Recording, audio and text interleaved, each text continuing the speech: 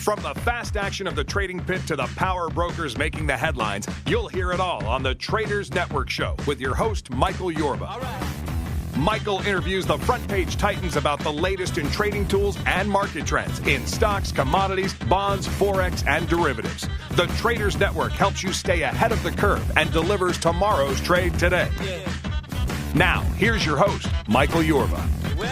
Welcome back to the Traders Network. I'm Michael Yorba, your host. Thanks for joining us. Broadcasting to you live from the Dallas KFXR 1190 iHeart Media Studios and worldwide through yorbamedia.com. All right, first guest on the show today, Craig McBurney, CEO, Remain Home Solutions. Craig's a pretty accomplished entrepreneur. He's got decades of experience in the construction industry and home improvement space, but he put a little twist on this, and he's got something that every person of a certain age, and most of the people listening to this show, are mature in nature, and they've got either somebody that needs a solution or is soon to need the solution. Craig, welcome to the show. Hey, thanks for having me. All right, my pleasure. All right, Craig, I just gave a brief overview of your background. I wanted to leave it kind of a tantalizing tease for the audience about what Remain at Home Solutions does, but you've got some background in this industry sector. You were in the construction industry and home improvement space, and then you moved over into the space that you're currently occupying and breaking new barriers in this segment. So let's open that up. Give us a little background on you, and let's get right into Remain Home Solutions, what they do. Sure. I was involved. You've got a financial audience, so many of the listeners are familiar with when spreads, market makers had 50-cent spreads, and then online trading came and kind of broke that all apart. So this is another sort of massive disintermediation of a huge industry. What's happening in our space is the home is becoming the clinic. As healthcare systems get rebuilt around the country, and payment reimbursement models change, and all the elements within the Affordable Care Act, come to bear, we're shifting to this sort of value-based reimbursement model. So it really matters now, to the bottom line, to healthcare systems, the condition of the home environment when people are discharged. As we move from a fee-for-service model and discharge people into homes that are unsafe, or they can't live independently, or unhealthy air quality or whatever it is, they're getting readmitted. And so many listeners probably have heard about readmission penalties and things like that. But we're still in construction, if you will, a specialty niche kind of accessible design and remodeling of homes to allow people to safely transition home. But we're kind of merging the healthcare piece as reimbursement evolves to start paying for this stuff. Okay, well, let me back up just a little bit and make sure that we're hitting all the cylinders here on this. You have a company that helps people stay in their home who normally would have to be in a rest home or retirement home. What's the current, really politically correct way to say that? But that's the message, right? Well, it is. And so as the healthcare system shifts to prevention and wellness, which is a good thing for society as a whole, but you've got to prevent falls. You've got to prevent bad things from happening. And so we will, prior to somebody falling, for example, we advocate having home safety assessments, and it's just common sense stuff. Installing grab bars, getting tubs out of the way, putting in low barrier entry showers, things like that. Right. So they don't work with all the old obstacles and mechanisms that they could trip on before. You go in and you modify the house so that the people can be more comfortable staying in the home instead of having to go into a care center to prevent them from injuring themselves or people coming in and actually just being shoveled off to the old folks home, right? And a lot of bad things happen, because typically seniors aren't going to talk about needing things, and so they may there's a psychological fear of falling. They may have never fallen, but heard of a friend who fell, and they might be osteoporotic or and so they didn't heal very well, and so they weren't able to go home. They hear about that, and so they start self-isolating and having less physical activity and seeing friends less. And so there's all sorts of behavioral, mental health issues and frailties that can develop for no reason at all other than psychological. So that's the all before the fall kind of stuff. And we're just talking about falls, but there's other things. Now, after the fall, you get EMS comes and picks you up. They take you to the ER. The ER fixes you up. They send you to skilled nursing or rehab. So $500,000 later to the system, which is us as taxpayers and everybody else, and a huge crisis for the family, they're discharged into the very same unsafe home environment that they came from. And so our integration with healthcare, since now healthcare systems care, payers care, financial risk, what we used to do and what we've invented is a new way to do it at scale, which we used to drive to the house like a typical contractor, take the pictures, measure the room, go back, do the estimate, go back to the house, back and forth. Well, I can drive to 3 houses a day. Or with the applications that we've built, we can assess 300 homes a day. And so the caregiver family member downloads our application, goes to the problem areas of the home, takes some pictures, they stream into our office, we scope the job, and then put it into, here's the invention and new standard of care, is they put it into the care plan. So as the discharge planners at hospitals who now care about a safe home environment can have those conversations ahead of time while they're in rehab. The house can get fixed. The platform lift could get installed. The ramp could get built. And those things there, if you've ever been in a hospital and had these conversations about where mom's going to go, it goes something like that. It's like, well, mom can't get home. Okay, she's got to go somewhere else, and maybe we'll figure it out. So there's all over America today, there's people that are about to be discharged that, but for a home environment that's suitable to them and they're completing their activities of daily living, they're going to end up in $7,000 a month institutional care. Now, when you're talking about retrofitting somebody's home so that when they come home, it's safer, it's more convenient for them to get around, and for even the caretaker to get around with them, you're talking about doing this in a non-invasive way. Because usually, there's a crew that comes out and they start measuring and taking pictures and all this stuff. But you do it a little bit less invasive than most people, right? Yeah, the word. I was actually thinking of something else when you said invasive. But so there's two things to your first point. We do it at scale. So the limitation. These aren't we haven't reinvented common sense. But to do these things at scale was difficult. There's only so many people in the country that have expertise in, accessible modifications and ADA type stuff, which, doesn't apply to residential, but it's essentially similar design. So there isn't enough of us or enough occupational therapists to go to these homes that are qualified to do these assessments, the old way, driving to the house. But as every business becomes mobilized, we've done the same thing. And so this resource constraint gap, we've used technology like all kinds of industries have to solve that problem. All we need, like for example, in our application, when people are taking the pictures, we're getting dimensions of the room. So it's just like a lawn maintenance company or a roofer. You call to get a new roof or your lawn fertilized, and you're on the phone with the call center somewhere in Nebraska, and they're looking at Google Earth within a couple seconds of you calling at your house, and they're giving you an estimate. And so they're not driving to the house either until it's time to do that. I don't know if it's less invasive, but it's just a way to make it more convenient for people to access these services. The other part of it was around universal design. So universal design is, I would say obtrusive. People think, I don't want my house looking like a hospital bathroom. Well, there's all sorts of design resources and products now where you could have a European wet floor, a beautiful stone travertine bathroom, which is, completely accessible and safe without a slippery tub to step into, but you wouldn't know that it was, ADA available. Now, tell everybody what ADA means. Okay, so American Disabilities Act applies to, commercial, institutional facilities, multifamily, but when the law was passed, it doesn't apply to residential. Although the design specifications, like 1/12 slope for wheelchair ramps and a whole range of things, turning radiuses for wheelchairs, those are just good design specifications that now that the country's aging, these things apply to houses. Right. Now, we got about 2 minutes left in the conversation, actually about a minute left.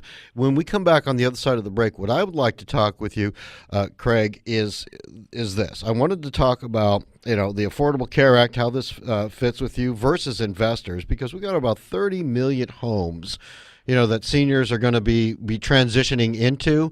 That's a marketplace. I mean, that's a penetratable marketplace where, there is significant growth for investment with people that are ahead of the curve technology and also a way to deliver it, right?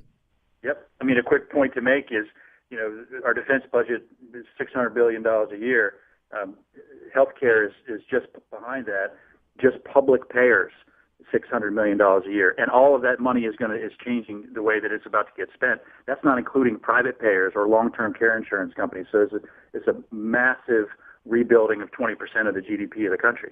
Wow. All right, Craig, let's talk about all that and the investment side of this on the other side of the break, all right? Great. All right, we'll be right back with Craig McBurney, CEO, Remain Home Solutions. Web address, remainhomesolutions.com. We'll be right back.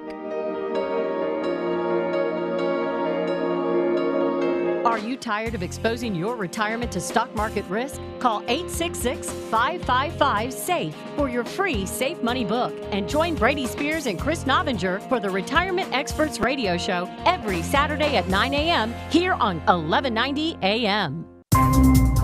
I'm Dr. James, founder of Diamond Physicians, a concierge medicine practice located in Dallas, Texas. Our Diamond 360 Advanced Physical Exam has been created for people like you who live a high-stress, fast-paced life. Every 40 seconds, someone in the U.S. experiences a life-changing heart attack or debilitating stroke. Negative stress tests and normal cholesterol levels do not exclude you. Half of all fatal heart attacks occur without warning. Diamond goes beyond traditional medicine with the Diamond 360 Advanced Physical Exam, proven to prevent heart attacks, strokes, and diabetes. Contact Diamond now at 214-395-3491. That's 214-395-3491. Or visit our website at diamondphysicians.com to take the Diamond Challenge. If your Diamond 360 reveals perfect health, receive a full refund. Your loved ones will thank you. We know it's not easy dealing with a loved one who drinks too much, but there's help and hope at Al-Anon Family Groups. For a meeting near you, call 1-888-4-AL-ANON. That's 1-888-425-2666. Are you paying too much for term life insurance? There's a tremendous price war among the major term life companies, and rates have dropped dramatically in the past few years. For example, for a man age 45 non-tobacco user, it's $1 million of coverage and $75 per month level rate for the next 10 years. Or a man age 50 non-tobacco user can obtain $500,000 of coverage for a monthly premium of only $110 per month, guaranteed not to change for the next 20 years. That's right, level rate guaranteed not to change for the next 20 years. If you're a smoker, we have great rates available for you as well. At Term Busters, we specialize in policies of $500,000 and above. If you're looking for new or replacement term life insurance, call today for a quote at 1-800-862-8376. That's 1-800-862-8376. You're probably paying more than you should. Call Term Busters at 1-800-862-8376 or visit our website at termbusters.net. Remember, 1-800-862-8376. Rates and availability may vary by state. Sample rate quotes based on preferred non-tobacco underwriting. Exam required to qualify. This is an announcement for all people who want to take a risk-free challenge to whiten their teeth in 5 minutes using clinically proven power swabs. This risk-free challenge is for people whose smile has been yellowed by coffee, tea, or smoking. It's so effective, we challenge you to try it for 5 minutes to see how white your smile could be. If lines are busy, try again. Dial 1-800-663-6095. That's 1-800-663-6095. 1-800-663-6095. VTJ Consulting was founded specifically to consult with accredited investors on how best to manage their oil and gas investments. The emphasis is not only on direct participation in drilling projects, but includes opportunities in the purchasing of oil rigs, service and equipment companies, real estate and or the purchase of royalty interest through lease pooling. This strategy further mitigates risk and spreads their clients' investments over the entire sector whenever possible. For more information, call 469-518-5008 or info@btjconsulting.com. 469-518-5008 or info@btjconsulting.com. That's 469-518-5008 or info@btjconsulting.com. And tell them Yorba sent you. Welcome back to the Traders Network. I'm Michael Yorba, your host. Thanks for joining us. Broadcasting to you live from the Dallas KFXR 1190 AM iHeart Media Studios and worldwide through yorbamedia.com. All right, I've got Craig McBurney on the show with Remain Home Solutions. He's the CEO. We're talking about modifying houses. This is a specialty company that modifies houses for people who have injuries or are aged and trying to get them back into the home instead of leaving them in a off location, if you will, care center. And he's breaking ground, but this is an emerging sector that is he's really going after. There's like over 30 million homes that are going to have to go through this process one way or another, whether somebody does it who's, cousin Louie, or you actually hire a professional who can make sure it's done the right way. So, Craig, let's get back into that. Talk to us, if you will, today about the investment side of this. What's going on? What are the opportunities there, and where are we going with you in that market sector?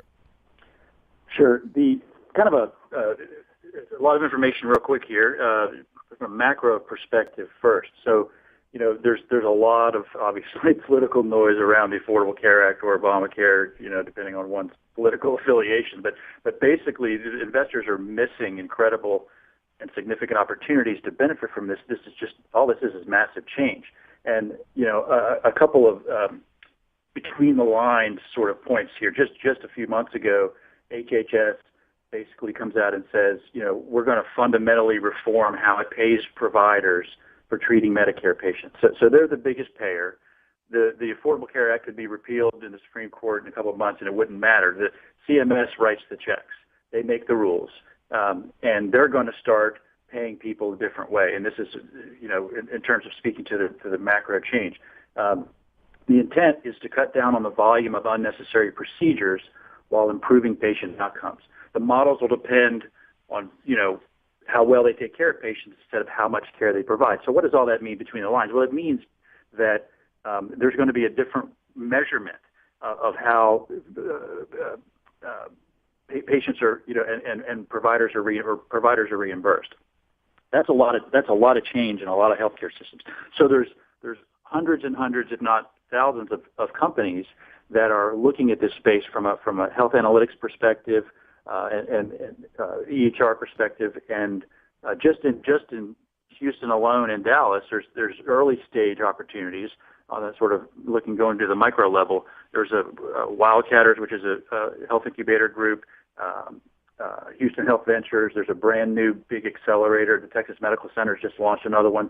There's, I don't know, the last count, 60, 70 digital health tech incubators around the country that are seeding and helping small companies help drive this change. And so that's sort of we're just one of them that's, helping. We speak about the house. So our generation, or the 80-year-olds we've cured a lot of heart disease and cancer and all those other things. So this aging generation, 80 to 90-year-olds, are really the first generation that are going to be dying of brain diseases. We didn't really have that before. So there's all sorts of issues around memory care that's super expensive institutionally, but with technology, people are able to, age in place safely in the home. And so there's just within this massive change and dislocation, there's opportunities at early stage seed, mezz around, and even publicly traded companies that have recently come out. Well, in that industry sector, again, on the investment level side, what are you seeing as emerging trends in your sector? Where pockets of opportunities are now? Because you mentioned these incubators, where they are, and where do you think the big investments are going to be getting paid off as we go forward?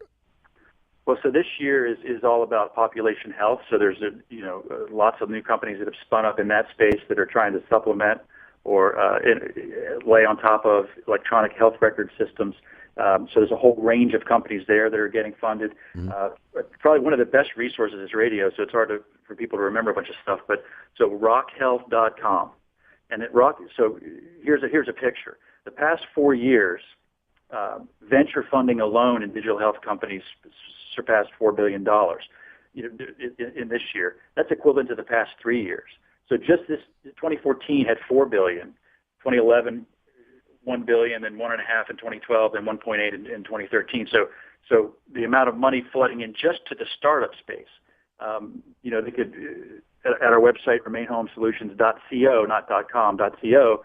If someone sends me an email, I can send you a list for the various incubators around the country where people could track all this stuff. But at Rock Health, they have probably the most sophisticated and comprehensive database that can allow people to see the early stage stuff, and then they can track these companies. HealthBox is another one, and there are several others. Okay, so and with what you're doing with your company, Remain Home Solutions or remainhomesolutions.co. Thanks for correcting me on that. Where are you seeing the big milestones as we go forward with what you in particular are doing? So our advocacy to sort of drive our scaling is around talking to healthcare systems, specifically discharge planners, case managers, that we can even provide this data into their care transition plan. And so we're now after we built our technology and we've got our sort of infrastructure in place, we've targeted a couple key healthcare markets for a variety of reasons to work to begin integrating into their care transition plans. So we've got to make them aware that there's a new standard of care. I mean, today our view is that because the health care transition folks and team can know the condition of the home and can actually get funded the modifications prior to discharge, it's bad medicine today to discharge somebody into an unsafe home environment. And they have no interest in doing that, especially now that they're being penalized for a lot of preventable readmissions. So our focus now is just to drive awareness that we believe that every discharge in America of a senior who is at risk, maybe the risk factors are they've had a bone density scan or they haven't fallen, but because they're osteoporotic, if they do fall, it's catastrophic because they're not going to heal.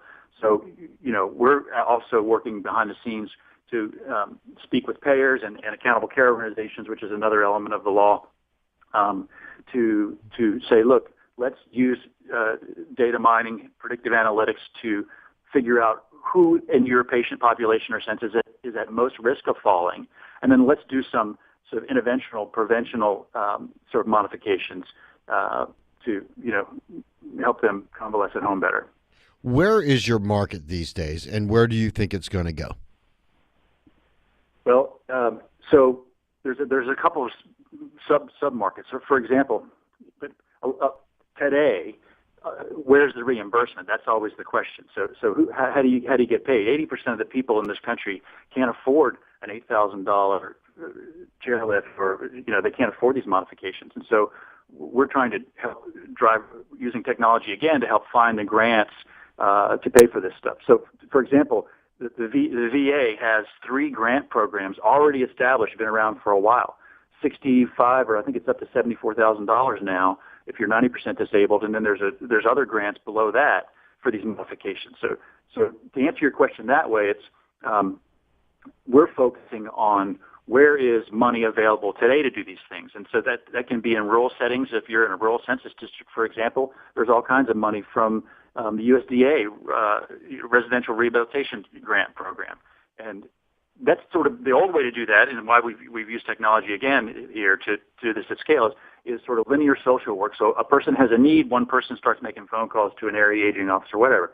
But all that stuff is database, and so when people engage with our application, at the beginning of the app it says, you're going to go around your house, you're going to take some pictures, we're going to help you design a modification, but if you'd like to see how the job might be paid for by others, put in your payer information, your zip code, and all that. And so we're also helping find the money to pay for these modifications. Now, there is a big plus on this. We got about 2 minutes left in the conversation that we're having with each other today. Parting words on how you're helping people and how they can reach you. Well, we're helping. So it's a crisis if an aging parent sort of living alone falls. I keep coming back to falls, but so that creates problems for everyone across the country. And our strongest message is assess the home and take care of some basic things to try to prevent these things from happening. And then there's all sorts of other proactive stuff that people can do to connect with their aging parents. And stay connected with them. There's a whole range of technologies that people can learn about there. We advocate this prevention piece first. They can reach us through the website. That's probably the best way.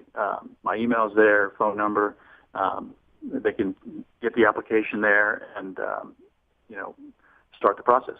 All right. Craig, thanks so much for coming on the show. I really appreciate you taking the time, and thanks for what you're doing for humanity.